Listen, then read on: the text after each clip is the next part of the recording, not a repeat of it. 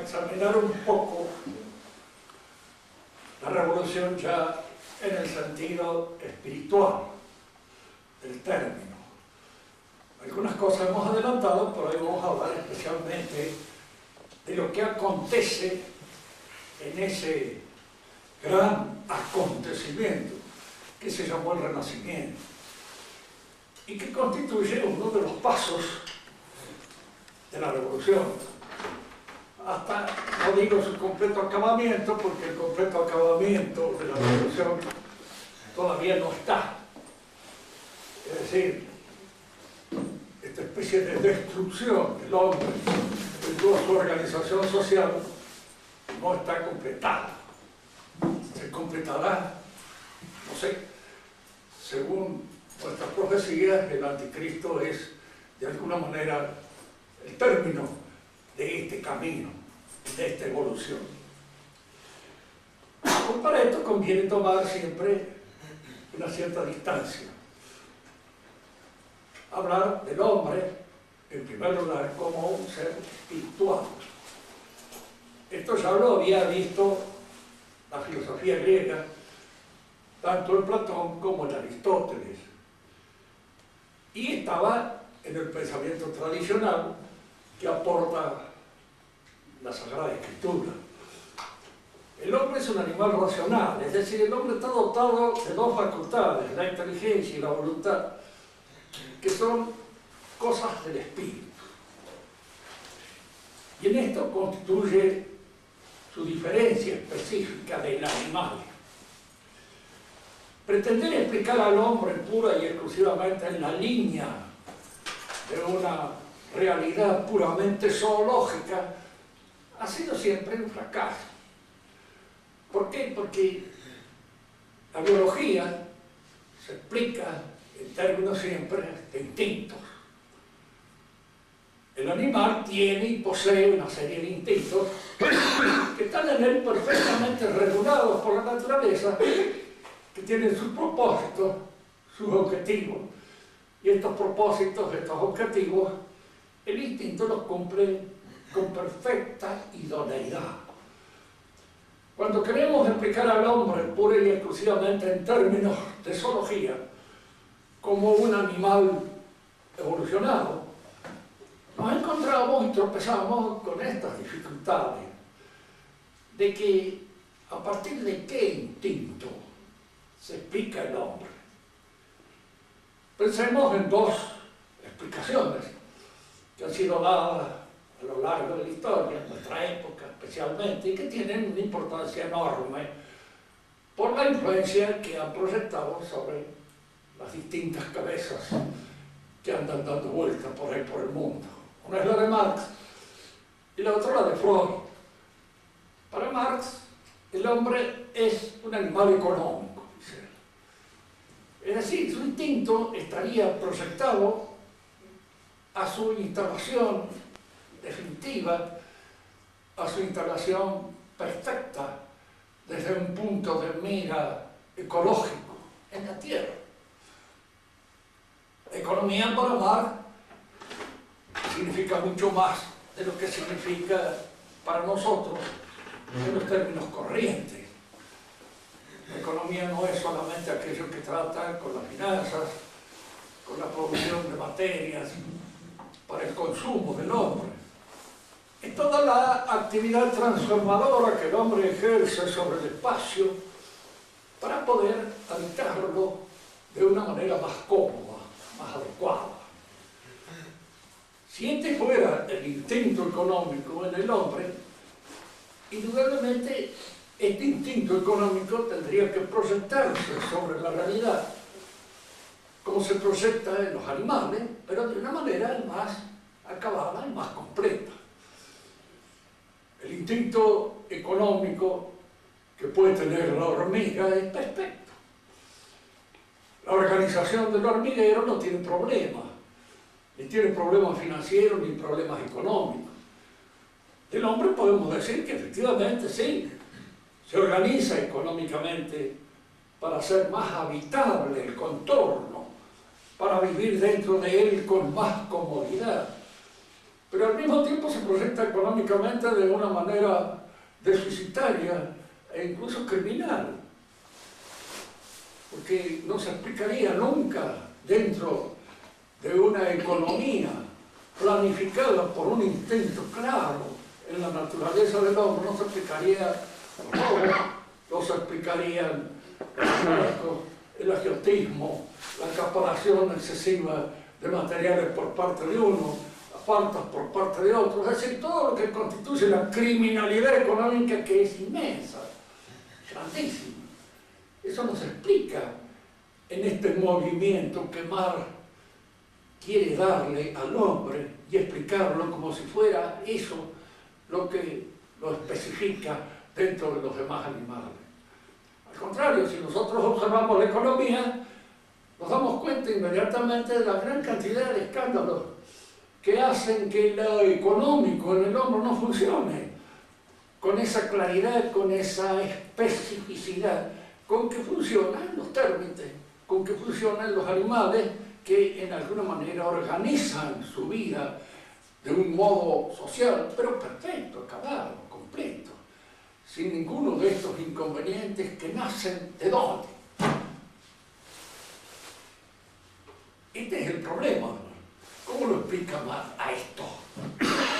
Pues no lo explica, simplemente empieza a hablar de la evolución del hombre, cómo va cambiando a través de las distintas maneras que tiene el hombre de producir y de tomar los medios de producción para él, para su beneficio, o para el beneficio de unos pocos, o para el beneficio de aquel que lo hace, o en absoluto perjuicio de los. Que el hombre es un fabricador de cosas, sí, no es cierto, pero si este proceso de alguna manera estuviera en la línea de un instinto claro, perfecto, acabado, las cosas que fabricaría serían pura y exclusivamente para su utilidad, para instalarse cómodamente en la vida, como la hormiga fabrica su hormiguero, como el castor fabrica sus diques. Pero el hombre fabrica un montón de cosas para estropearle la vida a los otros, para arruinarse él, para crear, diríamos así, una mayor facilidad de homicidio, para asaltar bancos, para cualquier cosa. Todas estas cosas están, de alguna manera, dentro de los productos que el hombre fabrica y que no los hace con un sentido pura y exclusivamente conservador y utilitario, como es propio del instinto. El instinto obra para la conservación de la especie. Y en el hombre esto no obra instintivamente para la conservación de la especie. A veces ni podemos entender ciertas maldades, ciertas cosas, malicias que existen en el hombre y que no se explican de ninguna manera en función del instinto. Freud da otra explicación también del origen animal del hombre, y él supone que en el instinto sexual hay que estar buscando. Él en realidad habla algo más que el instinto sexual, él habla de la libido como una especie de movimiento que existe en el fondo del alma. Es decir, ese movimiento que tradicionalmente el pensamiento clásico atribuye a la espiritualidad, que es un movimiento específico, propio del hombre. Freud lo atribuye dándole unas cosas que podríamos ver más para que, como si el hombre tuviera un movimiento rectilíneo. En ese movimiento rectilíneo se incorporan las apetencias sensibles, la nutrición, la sexualidad, la relación con los otros. Todas estas cosas se van incorporando a este movimiento. Para nosotros este movimiento es espiritual y lleva al hombre a Dios. Vamos a explicar enseguida en qué consiste esto, porque uno se pregunta muchas veces, a Dios no lo conozco, pero sí lo conocemos de una manera a veces un poco oscura. Pero es este el movimiento que lleva, y en este movimiento el hombre va incorporando las otras fuerzas, los apetitos sensibles se incorporan, y esta incorporación se realiza en estos cármenes bisagra. Por eso las virtudes cardinales son como virtudes que sirven de bisagra o de unión a estos movimientos al incorporarse a la vida de la razón. La templanza está acá, en la raíz misma de los movimientos apetitivos, tanto nutritivos como sexuales, y son las que lo organizan, lo incorporan a la vida racional y lo hacen servir a todo este dinamismo que lleva a la perfección del hombre. En Freud este dinamismo es lo que se llama la libido, pero esta libido está impregnada de sexualidad. Es curioso porque generalmente en todas estas explicaciones en las cuales hay un error manifiesto, debe haber ciertas verdades, ¿cierto? Es decir, el hombre espiritualmente es al mismo tiempo un ser sexual. El varón obra como varón, la mujer obra como mujer. Es inútil ahora esa ambición que hay de creer un andrógino que no es ni una cosa ni otra, es absurdo. Que el hombre está no determinado, pero sí condicionado por su sexualidad. Aquí diríamos nosotros que no se ama a Dios de la misma manera siendo un varón que siendo una mujer. Se habla y se ordenó de distintas maneras. Había algunos que pensaban alguna vez que cuando el hombre ya ha alcanzado su perfección, ya no es varón ni es mujer. Yo no sé qué sentido teológico puede tener esto, pero sería para mí una tremenda frustración encontrarme diciendo con que mi mujer no es mujer, con que la Virgen María no es la Virgen María, con que mi mamá no es ya mi mamá, sino que es otro varón que me está esperando. Sería una cosa absurda y completamente estúpida. No es así. Aún diríamos, en la vida perfecta, el condicionamiento provocado por la sexualidad se encuentra, está así realizado. Y está realizado en toda la perfección que le conviene, que le corresponde. Jesús lo encontraremos como varón y a Nuestra Señora como mujer, realizado en la perfección que en cada uno alcanza su mayor grado. Pero sí, en el caso de Freud, esta explicación a veces pura y exclusivamente por un movimiento que está casi determinado por la sexualidad, porque cuando uno va al fondo explicativo de estas doctrinas, sobre todo en la parte que Freud fue médico. Como médico yo no entro a discutirle los aciertos ni los errores que pudo haber cometido, porque pudo haber cometido una cosa y otra. No soy médico ni he estudiado medicina de manera tal que no me encuentro en condición, pero ha incursionado en la religión, ha incursionado en la moral, ha incursionado en la etnología, sin ser etnólogo, sin ser teólogo y sin ser ni siquiera un ético pasable. De manera tal que en estas distintas disciplinas en las cuales ha incurrido con su explicación, ha cometido errores pastosos, ¿sí? Que son vistos desde. Para él, el hombre se hace hombre, de alguna manera, en función de un delito que comete. Fíjese que el hombre vive en manadas, en esas manadas el padre es el que de alguna manera acapara la mayor parte de las hembras de la manada y quedan los otros varones excluidos de la manada. De manera que se juntan un día, matan al padre, se lo comen al padre. Fíjese que con esto él quiere explicar la cena eucarística y él quiere explicar de alguna manera cómo esta incorporación de las fuerzas del Padre traídas por la manducación o el alimento es la realidad o el fundamento de lo que nosotros suponemos que es el cuerpo de Cristo y la comida ritual que es la que se da en el sacrificio. En el sacrificio antiguo era un animal, en el sacrificio nuevo es el cuerpo mismo de Cristo que nosotros incorporamos a nuestra realidad. Y de alguna manera esa acción que realiza el cuerpo de Cristo en nosotros es una transfiguración de nuestra realidad, incluso física, para llevarnos a esa situación gloriosa en la que el hombre culmina su perfeccionamiento. Pero él lo quiere explicar así, de alguna manera. Y la maldición del Padre por todos estos hijos que se reúnen, lo matan, lo sacrifican y luego lo comen, y posteriormente se encuentra el Padre transformado en un tótem, es decir, en un animal en el cual luego se va consumando nuevamente el sacrificio, así sucesivamente. Todo da origen a la religión. Es una explicación simple, casi mecánica. Durante una época tuvo muchísimos adherentes y gente que ya explicaba todo por esto. Complejo de Edipo, de aquí, de allá, de lo más, por parte de Freud. Normalmente estas cosas no explican nada.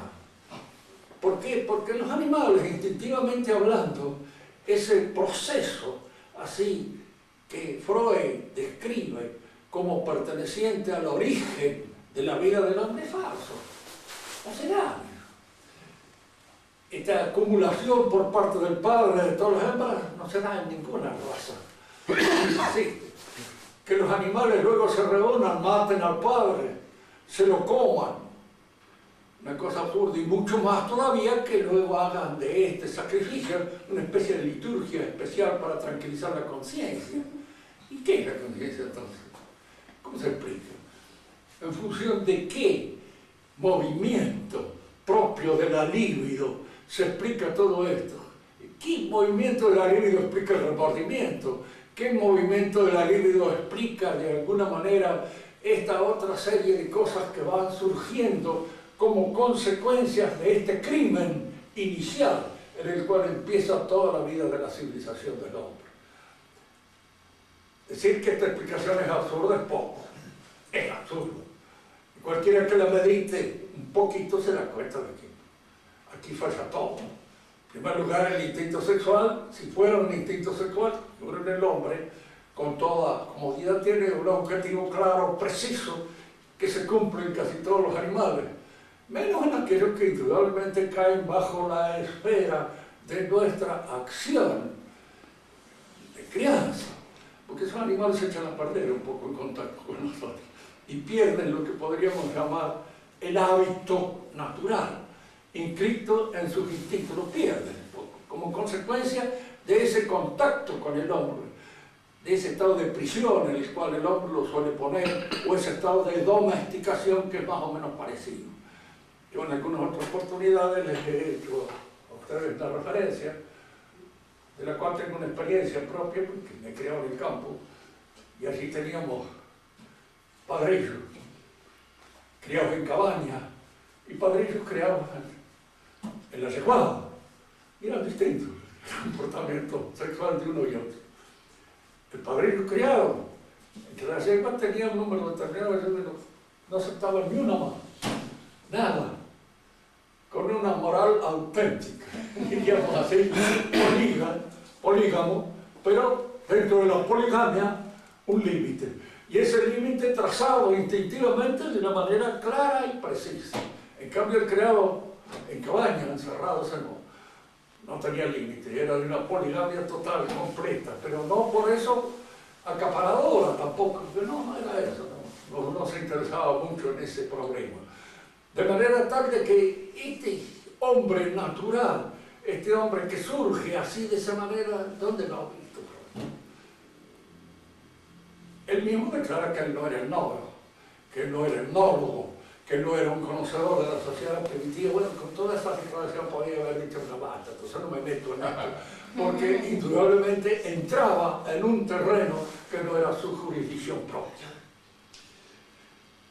Acá nos encontramos siempre frente a dos cosas, dos instintos, el instinto de lo económico y el instinto de lo sexual, que no se explican biológicamente e instintivamente en el hombre, porque estos instintos en el hombre adquieren o una hipertrofia, o una atrofia, o una sublimación, o una degeneración que no es propia de la economía misma del instinto. Hay algo que entra acá y echa a perder el funcionamiento de estos instintos. Hay algo en el hombre que no se explica pura y exclusivamente en el terreno de la biología o en el terreno del instinto. Y ese algo es lo que tradicionalmente se ha hecho, el espíritu. El espíritu es la inteligencia y la voluntad. Se ha dado en el hombre para que el hombre conozca. ¿Qué es lo que el hombre busca conocer? El fundamento real de todo lo que es. Y en cierto modo el hombre busca a través del conocimiento su realización completa, su perfección. Esta perfección la alcanza indudablemente si alcanza a conocer el fundamento de lo que es, si alcanza a conocer la causa de las causas, si alcanza a conocer a Dios. Y no porque el hombre esté naturalmente capacitado para un conocimiento intuitivo de Dios, no. Acá la palabra intuición hay que usarla bien, en el buen sentido del término, porque se usa generalmente mal, como se usan muchísimas palabras. La intuición es la presencia concreta de aquella cosa que conozco. Nosotros tenemos una intuición sensible, yo los veo a ustedes. Esto entra dentro de lo que es la intuición sensible, pero una intuición espiritual no tenemos. Yo no veo sus pensamientos. Para poder darme cuenta de lo que ustedes piensan, ustedes deben exponer el pensamiento de una forma, diríamos, material, a través de los sonidos que constituyen las palabras y que son al mismo tiempo signos sonoros, creados arbitrariamente por nosotros, para dar a comprender nuestro pensamiento. Si fuéramos ángeles, nos miraríamos y ya sabríamos lo que piensa cada uno. Pero no lo sabemos. Como no podemos penetrar en la inteligencia de cada uno, sino a través de aquellas expresiones que nos la descubren. Sin esa, no podemos saber. Fíjense que esto es curioso, muchas veces uno, con la gente, yo no he visto nunca la inteligencia ni he visto la voluntad, es cierto. He visto a Dios. Que las cosas que son más son invisibles. Y las cosas que son menos son aquellas que creemos que son más, que son palpables, tocables, tienen peso y medida. Y las que no tienen peso y medida no son ni tocables ni palpables, pero son más, existen más. La inteligencia es más que a fin de cuentas esto es un producto de la inteligencia, bastante modesto por lo demás, pero producto de la inteligencia. En cambio, esto es incapaz de hacer ninguna cosa, diríamos así, sino de ser hecho y de ser creado en alguna medida por la inteligencia. La inteligencia del hombre es este movimiento que lleva a través del conocimiento hacia Dios e incorpora en su marcha todas estas apetencias sensibles. Y cada una de estas apetencias sensibles entra en el movimiento de la inteligencia a través de estos cárdines que son las virtudes. Es otra cosa que como profesor a veces que he sido de ética, tener que dar con algunos porque son burros ya por naturaleza, y otros que están echados a perder por una mala enseñanza. No sé qué corno entienden por virtud. Es eso que creen que es.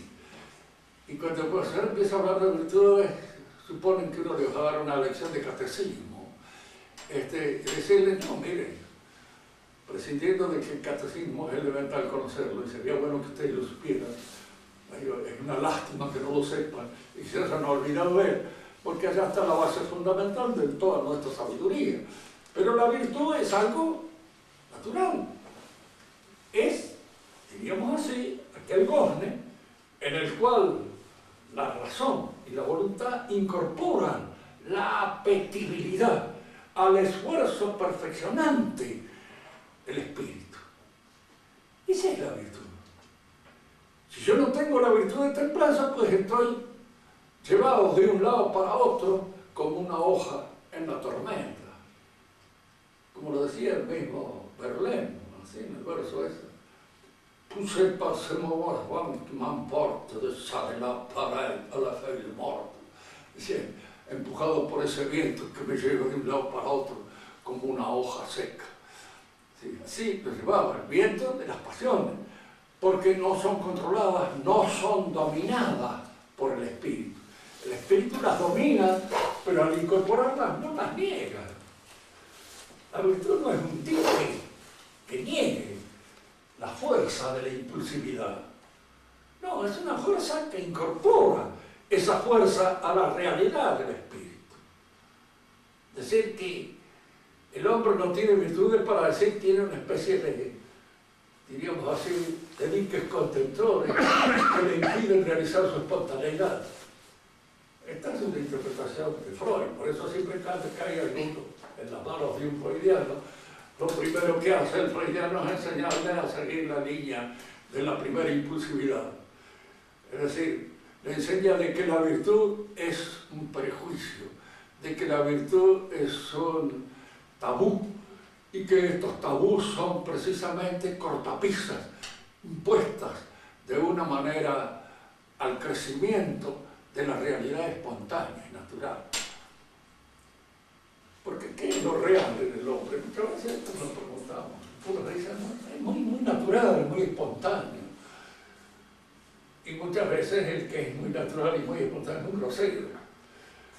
Es un animal que instala su animalidad con toda naturalidad. Bueno, está bien. Pero el hombre naturalmente no es un animal. Es un animal que posee un espíritu. Y lo que a él lo distingue de los animales es el espíritu, la espiritualidad. De manera que lo que verdaderamente es natural en el hombre es la espiritualidad. Que a veces uno decía que es natural en el hombre, andar desnudo o andar vestido. La referencia inmediata es decir, andar desnudo. Que a fin de cuentas el animal natural anda desnudo. No tiene taparrabo, no tiene nada, no usa nada, salvo que se lo ponga en una vieja solterona, en cierto modo, para evitar el escándalo que significa que el animal haga su exhibición. Pero en general no hay exhibicionistas entre los animales. Hay simplemente espontáneos en toda su naturaleza. Pero la naturaleza humana tiende, en cierto modo, a exaltar, a manifestar, a poner de relieve lo que en él es espiritual. Por eso el vestido descubre lo que hay de más espiritual en el rostro, la cara, las manos, son las que se descubren en el vestido. Y cuando los vestidos tienden a descubrir otros aspectos de la realidad, a ponerlos de manifiesto, nos encontramos frente a una moda que indudablemente significa un retroceso en la línea de la evolución y del perfeccionamiento del hombre. Cara es el espejo del alma. Y por eso el vestido tiende a presentarnos más que nada el rostro, porque es a través del rostro donde nosotros podemos conocer a una persona y no a través del trasero. De manera tal de que es importante, digamos así, estas distinciones que hay que hacer, ¿no? En el hombre lo natural es, en cierto modo, el artificio.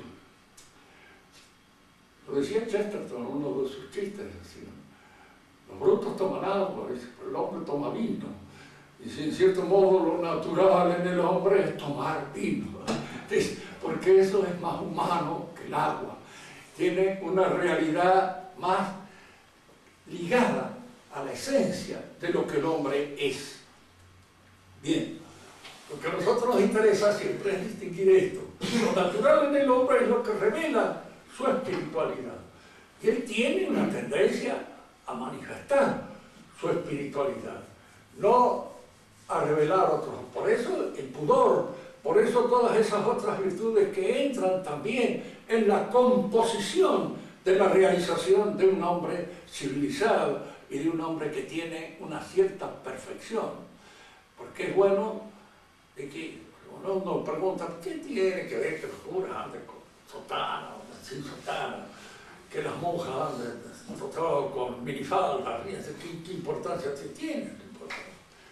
Tiene porque, diríamos así, el hábito, si no hace al monje, lo ayuda mucho a hacerlo.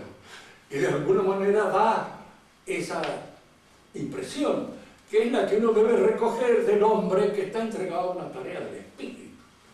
A verlo nada más que a través de su espiritualidad y observarlo a través de esa espiritualidad que se manifiesta más en el rostro, se manifiesta en la palabra, se manifiesta a veces también en las manos, de alguna manera, pero no en el resto del cuerpo, no se manifiesta porque el resto del cuerpo está un poco ligado a la línea animal a la cual pertenecemos en segundo lugar. Bien, cuando uno quiere explicar la historia, el desarrollo de la historia, lo que hay que explicar fundamentalmente es esto: cuáles han sido las preferencias valorativas que en una época se impusieron. Porque es en función de las preferencias valorativas cómo el hombre organiza su existencia. Indudablemente un hombre puede organizar su existencia en función del enriquecimiento. Quiero enriquecerme. Y fundamentalmente, antes que nada y por encima de todo, hacer plata. Fíjese que no significa que haya que despreciar de ninguna manera lo económico, porque el hombre vive de pan. Y sin pan se muere. De manera que no hay que caer a veces, diríamos, en estos excesos que traen como consecuencia el hecho de que se desprecia el dinero. El dinero no es despreciable, es un signo.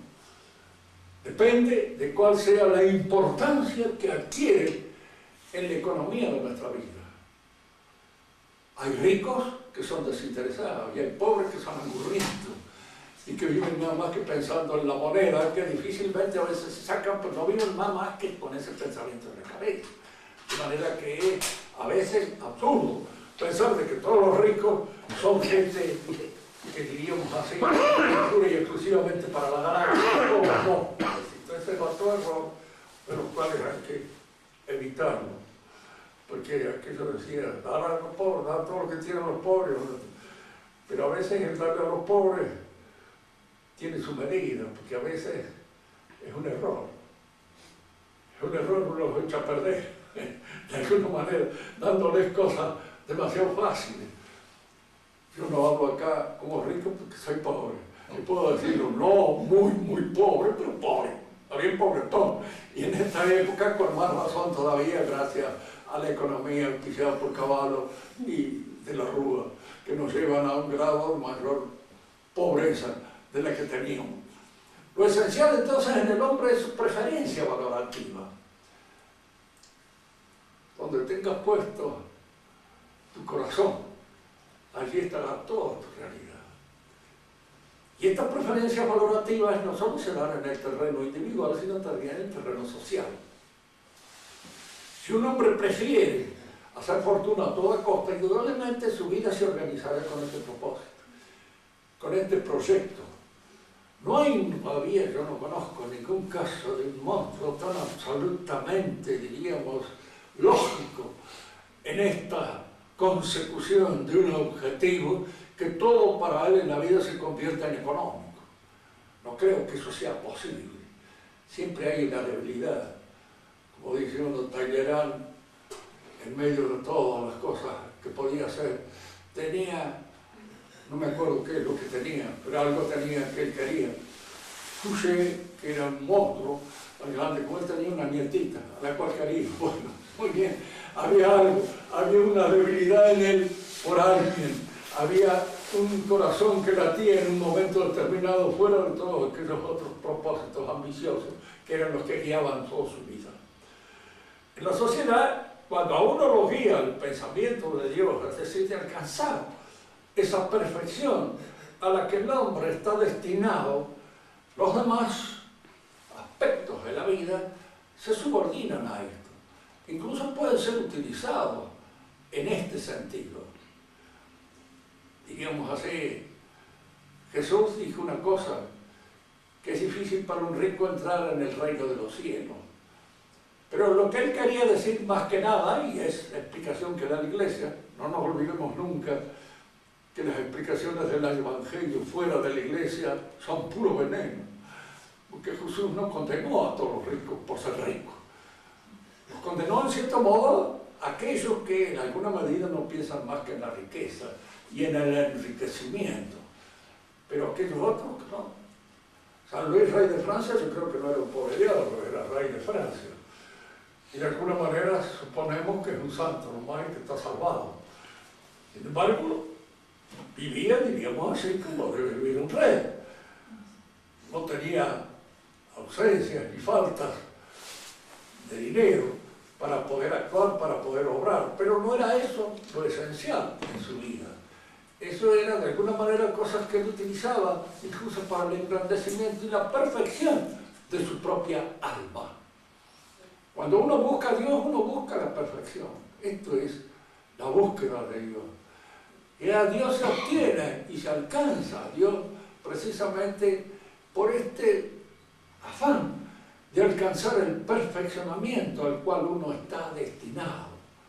La generosidad de la vida, la nobleza en todos los actos de su comportamiento.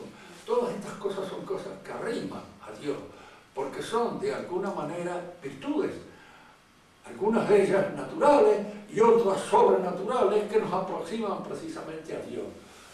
En las sociedades pasa algo parecido. Hay un momento determinado que en una sociedad se va imponiendo un valor por encima de todos los otros.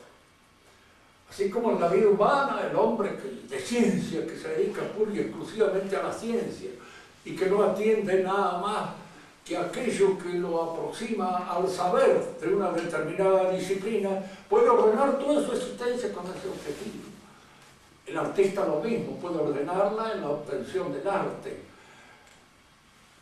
Y diríamos, lo mismo pasa con el político y lo mismo pasa con el economista, con el financiero o con el industrial. ¿Cierto? Que él hace, ordena, organiza una vida en función de alcanzar ciertos bienes de tipo económico, pero en la medida en que esa organización de su vida no es absorbida totalmente por su finalidad, puede al mismo tiempo entender todas las demás cosas. El Renacimiento es un momento en la historia de nuestra civilización en la cual ya el sistema religioso que encuadra, diríamos así, armoniza todos los valores y los pone a cada uno en su sitio, se rompe. Cuando el hombre está ordenado por la religión, pues podrá ser más o menos económico, podrá tener más o menos habilidad para la ganancia o no tener, podrá ser más o menos aficionado a la política, podrá gustar del poder, pero cada una de estas cosas él las tiene medidas en función de ese orden que la religión impone. No olvidarse nunca que la economía es siempre un medio, no puede ser un fin. Que lo político es de alguna manera un medio subordinado también a la salvación del hombre, porque el bien común más importante en todo el orden social es la posibilidad de salvar el alma y de alcanzar el conocimiento de Dios.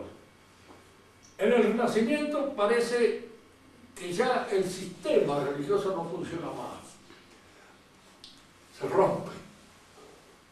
Y se rompe por obra del protestantismo, que hace de la religión una cuestión pura y exclusivamente subjetiva, personal. Es una relación mía con Dios. Yo ya no estoy sujeto, diríamos así, a normas o a cánones de tipo social que organicen mi existencia, que me den, diríamos, para la economía un cierto sentido, para la ciencia otro, para el arte otro, etcétera, etcétera. En el sistema religioso, ordenado religiosamente, cada una de estas actividades, cada una de estas funciones del hombre cumplía su misión dentro de un orden, dentro de un propósito fundamental, que era la salvación del alma, el alcance del conocimiento divino. Cuando se rompe este sistema, cada una de estas actividades del espíritu crece por su propia cuenta, se expande, deja de tener ese ordenamiento establecido por la religión y se convierte en una búsqueda de un absoluto que ninguna de estas actividades puede producir. Tomemos los distintos ejemplos que nos permiten dar en la ciencia. La lucha de Galileo con la Iglesia se debe más que nada a este propósito, que Galileo concebía la posibilidad de un conocimiento puro y exclusivamente científico que hacía innecesario el conocimiento de la revelación religiosa. Lo he dicho muchas veces, altamente, pero siempre conviene repetirlo porque por ahí aparece a veces que se llama un eclesiástico. El Papa le pedía perdón a Galileo. En realidad el que estaba equivocado era Galileo, no era la Iglesia. Que había dentro de la Iglesia algunos imbéciles que tomaban la discusión de una manera un poco absurda, sí, siempre sí hay. Gracias a Dios hay imbéciles de todos lados. Y los hay también entre los sacerdotes, entre los teólogos, entre todos ellos hay. Pero cuando uno examina y ve el asunto Galileo interpretado tal como lo puede haber interpretado el cardenal Bellarmino en aquella época, que San Roberto Bellarmino, uno se da cuenta que aquí es donde estaba la verdad. El que la veía bien clara era él, Bellarmino. Porque le decía a Galileo, usted no tiene pruebas suficientes como para creer que el universo mundo funciona de la manera en que usted lo concibe. Y usted lo concibe como una cosa de la cual no se le puede negar en absoluto. Yo le digo, dé lugar a otras posibilidades, otras hipótesis que pueda haber. Y cualquiera que siga la evolución del pensamiento. El pensamiento de Galileo alcanzó su apoteosis en el pensamiento de Newton. Pero en la actualidad esa idea del universo tal como Newton la veían, no se ve más. No existe más. El que tenía razón, aún científicamente, era Bellarmino y no Galileo. Y Galileo traía de una serie de conclusiones que ponían en peligro, diríamos, el orden religioso. Porque buscaba en la ciencia un saber absoluto. Esta ciencia me dice tal como el mundo es. Y hoy sabemos que no hay ninguna ciencia que nos pueda decir que el mundo es así como lo establece la ciencia. La teoría de la relatividad ha puesto en ese sentido una gran humildad en la posibilidad de nuestro conocimiento. Nunca nuestro conocimiento de la realidad es exhaustivo. De manera que esta idea que Galileo se hacía del universo podía ser perfectamente discutida en el terreno de la ciencia y formular otras hipótesis sobre la base de otros principios. No se olviden nunca que toda teoría, aun cosmológica, es buena siempre y cuando dé cuenta y razón de los fenómenos estudiados. Hay un fenómeno que no es considerado por esa teoría, la teoría es falsa. Se viene abajo. Y entonces hay que crear otra teoría interpretativa. Pero que la teoría no es la realidad. La teoría es simplemente una interpretación, un esquema, un mapa de la realidad. Pero yo si quiero viajar al extranjero no voy a caminar sobre los mapas. Tengo que ir al extranjero. El mapa me puede servir a mí de alguna manera para guiar mis pasos, pero no es el mapa lo que yo debo caminar.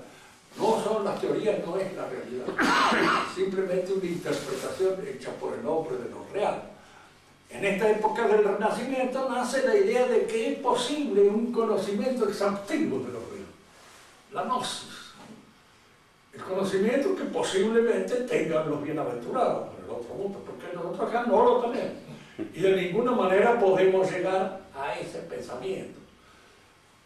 En la política pasa lo mismo. Aparece esto codificado por Maquiavelo. Siempre Maquiavelo a veces es un personaje que no es. Pensamiento moderno, a partir de Maquiavelo ya no se puede hablar de que la ciencia política sea una ciencia moral. Les digo, miren, en primer lugar, Maquiavelo nunca se planteó un problema epistemológico. Jamás. No lo hizo. Primero porque no conocía esas cosas. Ni sabía, ni él quería hablar de política como un científico o como un epistemólogo habla de una ciencia, no. Él hacía una serie de referencias a gentes que él había conocido y que habían tomado una serie de medidas aptas para alcanzar el poder y conservarlo. Y entonces él daba una serie de consejos fundados en esas acciones de estos hombres, cómo se puede alcanzar el poder, de qué manera se puede lograr obtenerlo y cómo hay que hacer para conservarlo y evitar que se lo saquen a uno. Este es el objetivo de él, no hacer un planteo epistemológico de la ciencia, que no lo hizo nunca, en ningún momento. Los escritos de él son, en primer lugar, están muy bien escritos, y en segundo lugar, bien pensados, pero en este terreno práctico en el cual él mismo se planteaba. Decir que él tuvo alguna vez un pensamiento epistemológico, el deseo de cambiar o de transformar la idea que Santo Tomás se hacía, pues no, ni sabía. Santo Tomás conocía poco de la religión, muy poco, pero lo que puede conocer un hombre que está empapado de cosas de curas, porque él vivía en una ciudad donde cada 2 cuadras hay una iglesia, de manera tal de que él conocía bien toda la vida religiosa, pero no tenía ninguna vitamina religiosa, ninguna. Él muere, lo confiesa, porque era costumbre allí, si no lo seguía él, la mujer se encargaba de hacer que llegara el sacerdote y de que lo confesara, y él mismo decía, bueno, total, bueno, a ver si hay algo en el otro lado, no la hay, pero de pronto vamos a confesarnos y de esta manera pasamos al otro mundo de una manera más tranquila, conmigo mismo y con Dios si existe, y si no existe, bueno, lo mismo es. Total, estoy frito en estos momentos, de manera que él se confesó y, diríamos así, murió en buenos términos, como se decía en esa época. Ustedes saben que en Italia la última palabra siempre la tienen las mujeres cuando lo llevan a uno y le ponen una cruz encima y se acabó ahí el problema de toda la existencia. Maquiavelo lo que piensa es en el poder puro, cómo se puede tener el poder y cómo se puede conservarlo. Él no conoció, porque en la época de él no se había inventado ni el término ni la realidad, no conoció las ideologías. Si no, él hubiera podido pensar bien cuál es la ideología más adecuada para que nosotros logremos el poder, lo conservemos y lo mantengamos en la cabeza, diríamos así, de la mayor parte de la gente que constituye eso que Maradona llamaría la gilada, ¿no es cierto? Porque a fin de cuentas, en la ideología lo fundamental es saber captar la adhesión de la gilada. Estos son los más. Son los que votan, son los que de alguna manera, diríamos, están en la posibilidad de comunicar sus votos y de darle el poder al que en ese momento aspira a él. Por su parte, el arte empieza también, se desprende de la religión y empieza a tener, diríamos, una búsqueda del absoluto. Se dice también muchas veces que en el Renacimiento se descubrió la naturaleza. ¿Qué es lo que se quiere decir? Porque empezaron a pintarse desnudos, y sobre todo de mujeres desnudas. Es que los otros no habían descubierto nunca, jamás, una mujer desnuda no lo habían visto nunca. Se preocupaban de otras cosas, pero yo creo que en la época medieval y en todas las épocas del mundo han nacido los hijos y han nacido de la misma manera, que en el mismo, salvo que se hicieran, diríamos así, en alguna cápsula especial, como se hacen en la actualidad, pero en esa época no, de manera que no había ninguna invención en ese sentido. Y se hacían como se hacían siempre, como se hizo siempre, como el hombre supo siempre cómo había que hacer, nada más. Y las mujeres lo mismo, sin necesidad de que anduvieran dando vueltas ni expresando que el descubrimiento nace en la época del Renacimiento. Absurdo. El arte se separa, eso sí, de la inspiración religiosa y empieza a buscar su inspiración, sea en la naturaleza misma, sea en la voluptuosidad, sea en la sensualidad, sea en cualquier otra cosa, pero ya deja de ser el arte religioso. La política también se separa de la religión de alguna manera y ya no responde al magisterio de la Iglesia. La ciencia también va buscando su absoluto, como lo hemos visto en Maquiavelo, y diríamos así, la economía lo mismo. La economía se convierte ahora en economía de lucro. Es que no había economía de lucro en la Edad Media, sí, por supuesto que había. Pero en general, el comerciante, por ejemplo, no era bien visto en la Edad Media. no está considerado entre la gente que ocupa un lugar digno dentro de la sociedad. El comerciante general es considerado en un lugar casi indigno, no le digo el financiero, pero el financiero en esa época son judíos, la mayor parte de ellos. Los cristianos, pocas cosas tenían que hacer con eso. La economía que el cristianismo auspicia es siempre la economía de uso. Es decir, aquella economía que le permite al hombre sobrevivir, pero no enriquecerse. El enriquecimiento no es nunca bien visto. Y los hombres que tenían plata eran bien vistos si se la gastaban pronto y de alguna manera haciendo algunas obras en beneficio de la sociedad, iglesia, conventos, pagar esto, lo otro, más allá. Y en función de los pecados que pudieron haber cometido, con más razón todavía estos hombres estaban interesados en hacer correr su dinero. El hombre noble, que era el hombre rico, se habla de un noble gasto. Es decir, generalmente era un hombre que gastaba que caía en sus manos de la manera más generosa posible. Todas estas actividades del espíritu campan por su fuego. Pero si ustedes examinan bien, de todas estas actividades del espíritu, la que está en el fundamento de todas las otras, porque las propicia y las hace posible, es la economía. Entonces la economía va tomando un auge que no tenía. Un auge que en la Edad Media no tuvo. Se va imponiendo en todas las otras actividades del espíritu. Más, las va torciendo, las va degradando, las va afectando intrínsecamente y les va imponiendo sus criterios. Fíjense que en la Edad Media, en la universidad, la ciencia por antonomasia era la teología. Pregúntenle a alguno de los profesores de ustedes si creen que la teología es una ciencia. O es lo que le dicen, no, siempre va palabras, que me llevar. La teología no es ciencia. Es una superstición que tienen la gente. Sobre la base de eso crean un montón de palabras sin sentido. Las verdaderas ciencias son las que colaboran en la producción, las que de alguna manera entran en la fabricación de cosas o en la adquisición de cosas. Esa es la verdadera ciencia. Hoy diríamos las verdaderas ciencias son fundamentalmente la ingeniería y de alguna manera diríamos así aquellas que nos ayudan a vivir, como la ciencia de los médicos. La necesitamos para poder seguir ganando dinero y poder seguir de alguna manera estando en condiciones de poder trabajar. Cambia el sentido de la ciencia.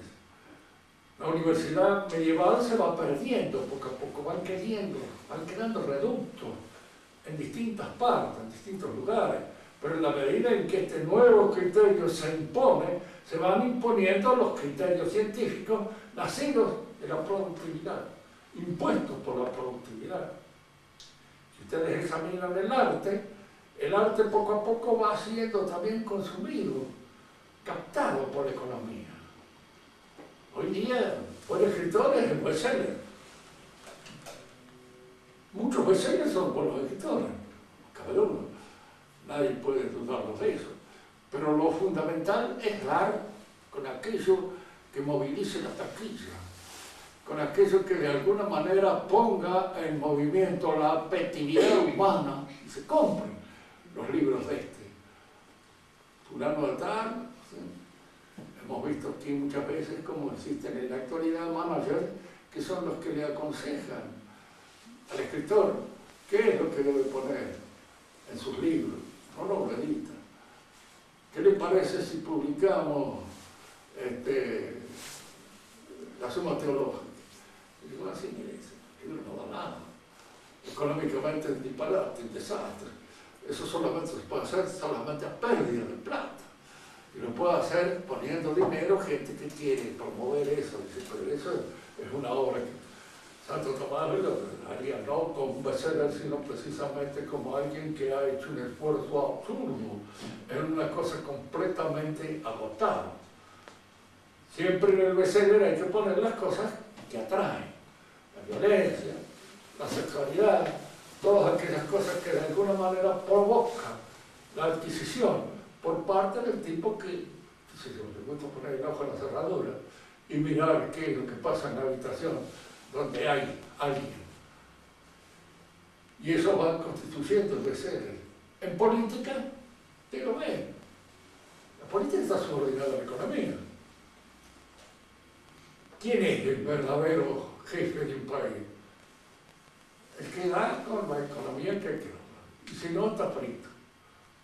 Es el ministro de Hacienda generalmente, o el ministro de Economía, el que se convierte en el personaje más importante. Entonces, todo esto va sucediendo en la medida en que avanza la edad moderna. Fíjense que esto es un proceso lento, no es un proceso rápido. Es un proceso que se va haciendo lentamente en una sociedad que todavía es cristiana. En la época de la Revolución Francesa, el pueblo es cristiano, todo el pueblo. Y de alguna manera, cuando nosotros hablamos de que la Revolución Francesa fue provocada por el pueblo muerto de hambre, pisoteado, se produce en Francia, y Francia es el país más rico de Europa. El que tenía un movimiento demográfico más avanzado de todo. Tenía casi 30 millones de habitantes cuando Inglaterra tenía solamente 15. Y por eso se explican, por ejemplo, ciertas cosas. Cuando la guerra napoleónica, Francia pudo darle la paliza a casi toda Europa entera durante mucho tiempo. ¿Por qué? Porque tenía mucha gente. Cuando la demografía, digamos así, el movimiento demográfico aumenta, cuando hay buena situación económica. Cuando hay mala situación económica, no aumenta. Lo que pasa es que precisamente la buena situación económica de Francia hacía que mucha gente convergiera allí de distintos lugares, y fueron los hombres de manos que fueron usados en un momento determinado para los golpes, para ciertos golpes que estaban no meditados por el pueblo ni por gente que nada, sino por gente que estaba en primera fila: el duque de Orleans, el marqués de Lafayette, todos esos han sido el conde de Mirabeau, todos han sido los primeros revolucionarios. Y luego se han puesto en movimiento algunos agitadores que luego, en un momento determinado, en un lapso de la Revolución Francesa, se quedan con el poder en la mano, los agitadores. Fue la época del terror. Un año más no tuvieron, porque no había, ninguno de ellos tenía capacidad como para manejar toda la economía y todo lo que había que manejar dentro del país. Eran unos imbéciles. Entonces, todos los damnificados, que eran los que habían hecho negocios y todo eso hace tiempo, tomaron por estos tipos. Dieron el golpe determinador, que fue un golpe también dentro de la Revolución Francesa, y que trató de despojarlos a esto, mandaron a la guillotina, todo esto, y volvieron a subir ellos para que los negocios en movimiento. Ahora nosotros vemos esto para terminar esta conversación de hoy. La sociedad cambia. En ese momento, la gente que era los representantes del orden social, eran todos aquellos miembros de la familia que se habían destacado en el curso de la historia. Fíjense que todavía la sociedad del antiguo régimen es una sociedad de familia, no de individuos sueltos. El individuo suelto tiene poco valor. La familia es lo fundamental, porque ese es el orden en cual se constituye la sociedad. El rey de Francia era un jefe de familia y jefe de todas las otras familias que constituían, digamos así, su séquito. ¿Quiénes iban en primera fila a la guerra? En las buenas épocas era el rey a la cabeza. Y alrededor de él, la guardia de corps de él eran los chicos principales de todas las familias más importantes del rey. Era lo que constituían la nobleza, eran ellos que peleaban. Esta clase dirigente, que está constituida así, por una serie de beneficios históricos, en las cuales, diríamos, son educados para lograr, realizar ese ejercicio de comando que les es impuesto por tradición. Esta clase es sustituida por los juntar votos, por los individuos, y como acá puede ser el gobernador, los concejales, en fin, cada uno en disminución, juntan votitos, tienen votos determinados, y ellos constituyen de alguna manera la nueva oligarquía, que está sostenida por la propaganda, y la propaganda está sostenida por la plata, por el dinero, por la finanza. Entonces son las finanzas las que en alguna medida crean la revolución y hacen la revolución. Y van formando un gobierno, esto lo dice el mismo Marx, si se lee bien, porque la mayor parte de los marxistas se cuidan muy bien de leerlo a Marx como corresponde. Porque si lo leen un poco mejor, hay muchas de las cosas que uno viene diciendo desde el punto de vista de la tradición, que él también las confirma a su modo y desde su punto de mira. ¿Qué es lo que se opone a esta marcha, a esta manera de tragarse el poder, las finanzas, que poco a poco se van aceptando? Se oponen todas aquellas